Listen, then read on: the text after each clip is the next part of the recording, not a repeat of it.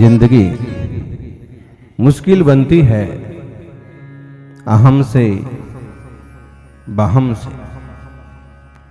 जिंदगी मुश्किल बनती है अहम से बहम से। जिंदगी आसान बनती है शर्म से धर्म से। मुश्किल जिंदगियां तो बहुत जी ली, अब आसान जिंदगी जीने का मौका आया है। ब्रह्मचारी बंधु संयम के मार्ग पर बढ़ेंगे, विशुद्ध सागर जी से विशुद्धि का मार्ग पाएंगे, विराग सागर जी से वैराग्य का पाठ पाएंगे और सन्मति से सन्मति पाकर भाव से तर जाएंगे।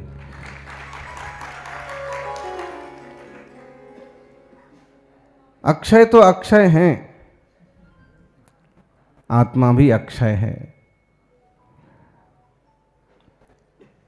और वैराग्य का अंकुर फूटे तो साधुता का मयंक आसमान की ऊंचाइयों पर चढ़ जाता है। कहीं ना कहीं तो श्री गणेश करना पड़ता है, तब जाकर के ही यश मिलता है, कोई यशवंत होता है। अहम को तोड़ने का, बहम को तोड़ने का कहीं तो श्री गणेश करना पड़ेगा। जितनी उलझने अहम से और बहम से पैदा होती हैं उतनी किसी और चीज से पैदा नहीं होती। अहम कभी स्वीकार नहीं करने देता है अहम को, असली अहम को, असली मैं को कभी स्वीकार नहीं करने देता है।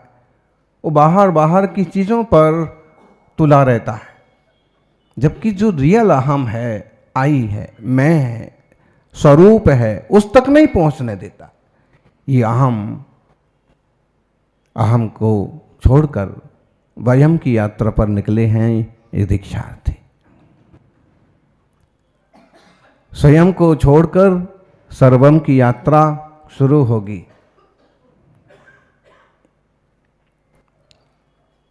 अहम टूटे, अहंकार टूटे, क्रोध मान माया लोभ कसाएं मंद पड़े, तब जाकर के हृदय में तत्व समझने की भावना पैदा होती है।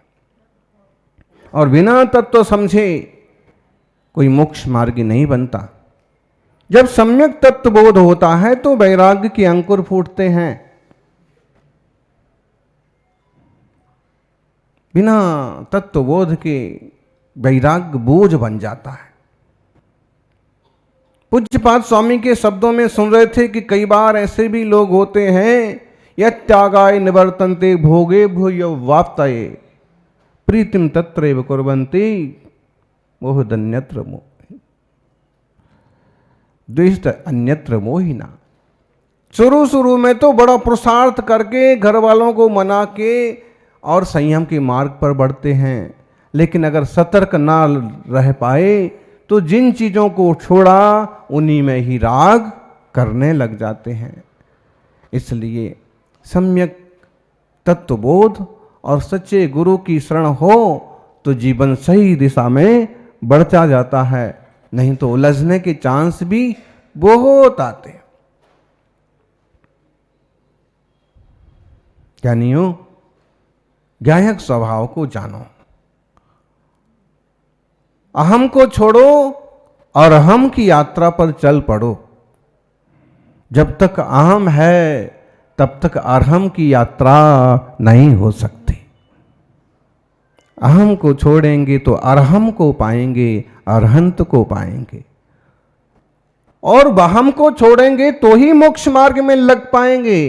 ज्ञानी गृहस्थी का बहम उसकी गृहस्थी को बर्बाद कर देता है और जीव का बहम उसके मोक्ष मार्ग को बर्बाद कर देता है। देखो, एक बहम हो जाए ना गृहस्थियों में, बहम, बहुत सारे रिश्ते बहम से टूटते हैं। 8 दिन पहले एक छोरी आई,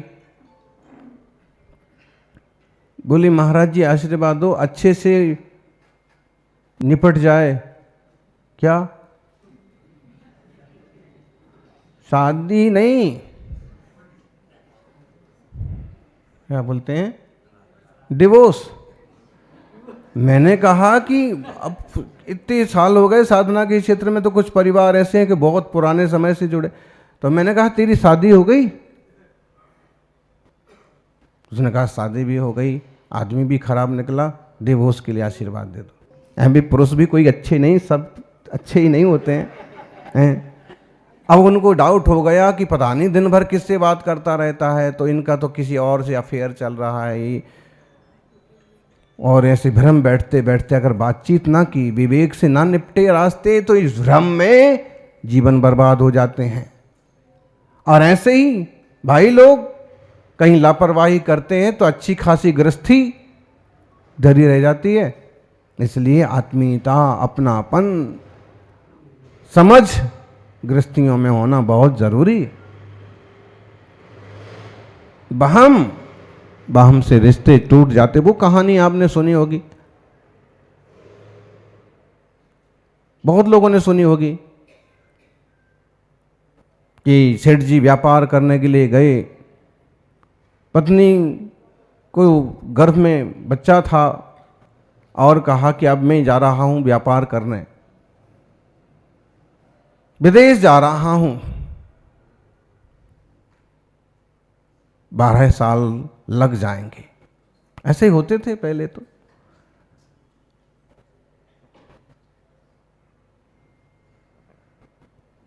अशोक जी को विदेश जाना हो तो वाह, 12 घंटे में आके चले भी जाएं और जाके आ भी जाएं। तब वो सिस्टम नहीं था, उड़न खटोला, चील गाड़ी, हवाई जहाज को देसी भाषा में लोग चील गाड़ी बोलते। चले गए, व्यापार किया, सब कमाई की, वापस आए। पत्नी की तो याद रही, बाकी ज्यादा याद ना रहा कुछ। वापस आके देखा रात हो गई है, दरवान ने गेट खोल दिया, लेकिन आधी रात को इशारा किया कि जगाओ मत किसी को, और देखा कि पत्नी सोई हुई है और पत्नी के साथ एक युवा किशोर भी सोया हुआ है। ऐसा इतना भ्रम हुआ, इतना आक्रोश आया कि ये कौन है, देखो मेरे पीठ फेरते ही और इसने अपने संयम नियम की मर्यादा तोड़ दी। भ्रम हो गया, इतना जोर का भ्रम हो गया कि कमर में बांधी हुई तलवार खींच ली।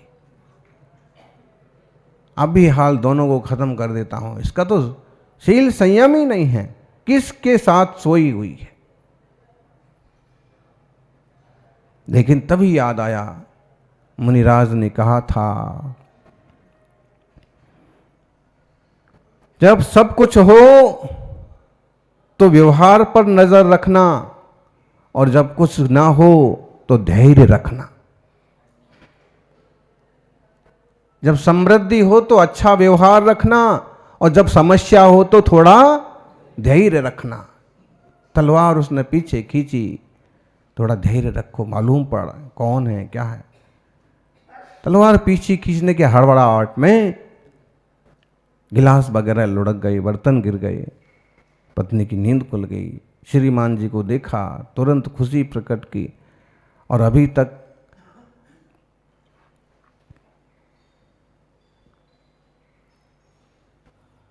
जैसे ही मां उठी तो बेटा भी उठ गया।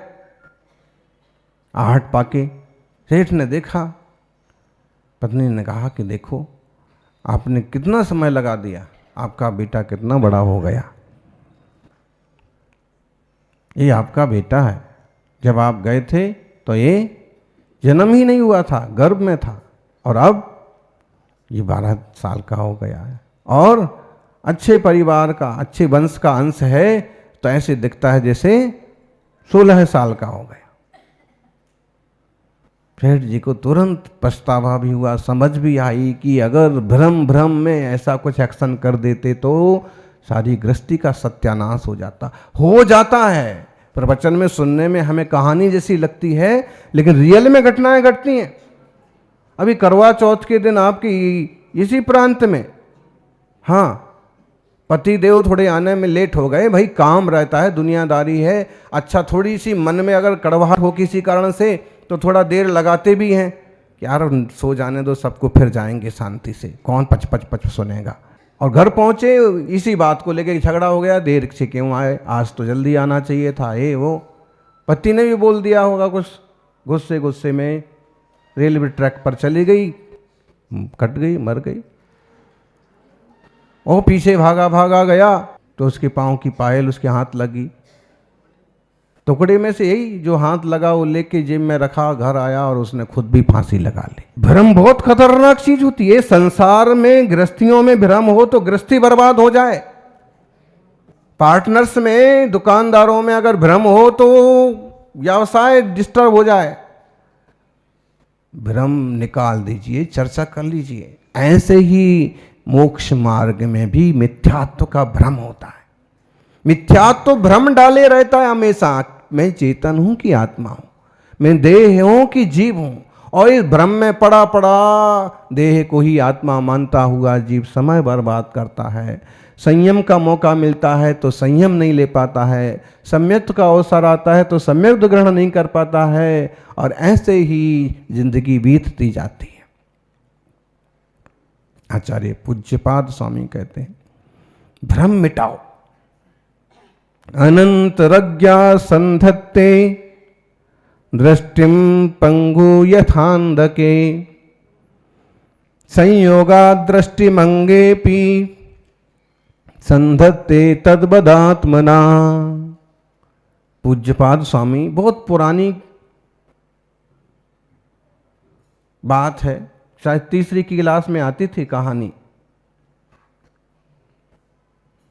गंगाराम अंधा था, बंसी राम लंगड़ा था, गांव के पास में मेला था, मेले में लोग जा रहे थे, दोनों ने भी मेले में जाने की ठानी। अशोक जी, ये कहानी याद है?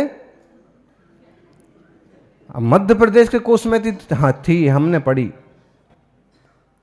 दोनों ने के मेले में जाने की ठानी, तो अब कैसे जाएं? एक तो लंगड़ा है और एक अंधा है।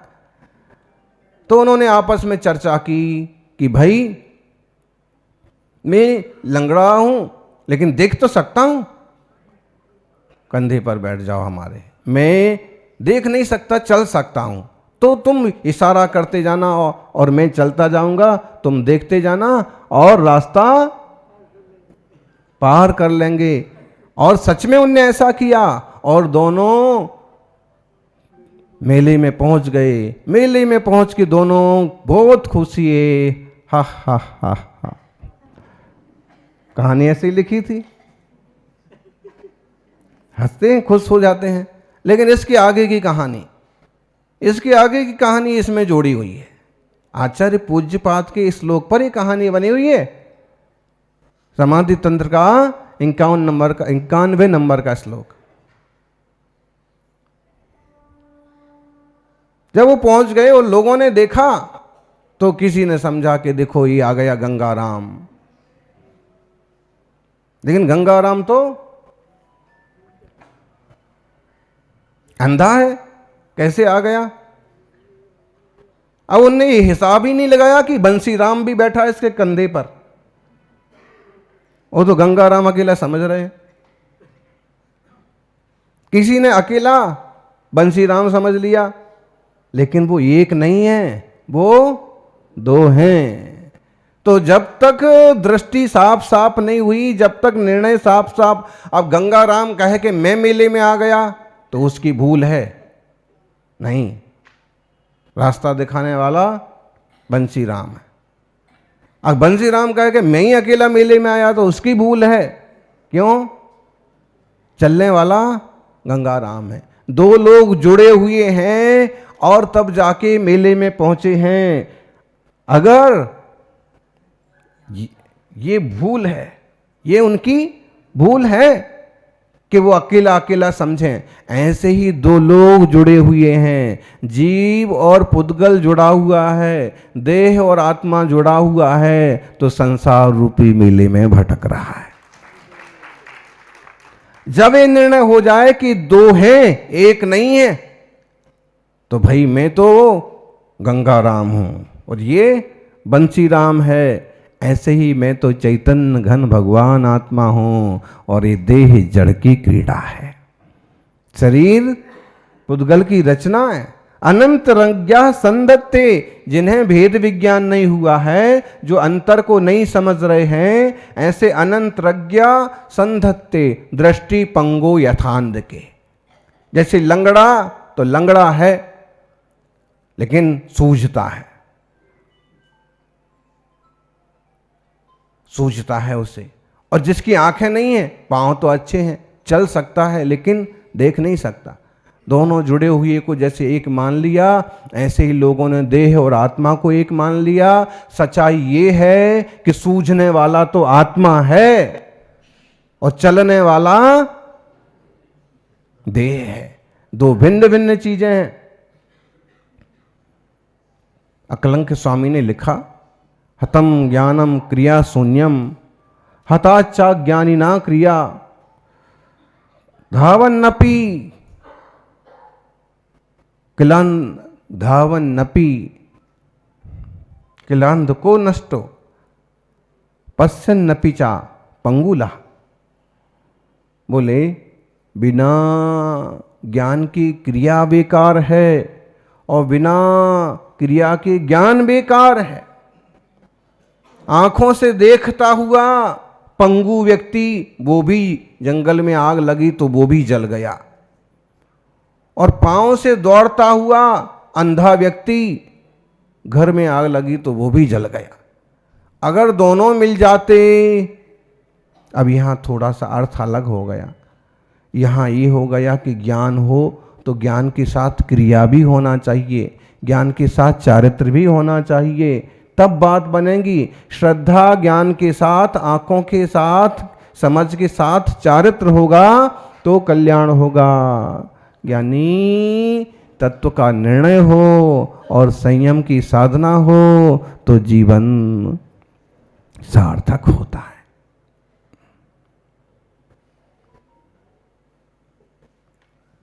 संयोगा दृष्टि मंगे पी संधत्ते तदवातात्मना। इस आत्मा ने में ये भूल कर रखी है, देह और जीव को एक मान रखा है। देह जीव को एक गिने बहिरातम तत्व मुधा है, बहिरात्मा है। दो को एक मान लिया, दो को दो समझो तो बात बने। जैसे समाज में भी ऐसे लोग मिलते हैं। जब उनके घर अध्यक्ष जी पहुंचे कि भाई देखो अब जो है दीपावली का निर्माण लाडू आपको चढ़ाना है तो 2 नाम लिखवा दो आपके। सामने वाला कहता है 2 क्यों, आप 2 भाई हो 2 नाम लिखवा दो, 3 भाई हो 3 नाम लिखवा दो। नहीं नहीं नहीं नहीं, हम तीनों एक ही हैं, आप तो एक नाम लिख लो, ठीक है। और फिर जब जीमण का निमंत्रण देने गए तो भाई आपके घर से जो है कोई एक आना चाहिए, तो तीनों आ जाते। आप 3 जने आ गए, अरे हम सबके तीनों घर अलग अलग हैं,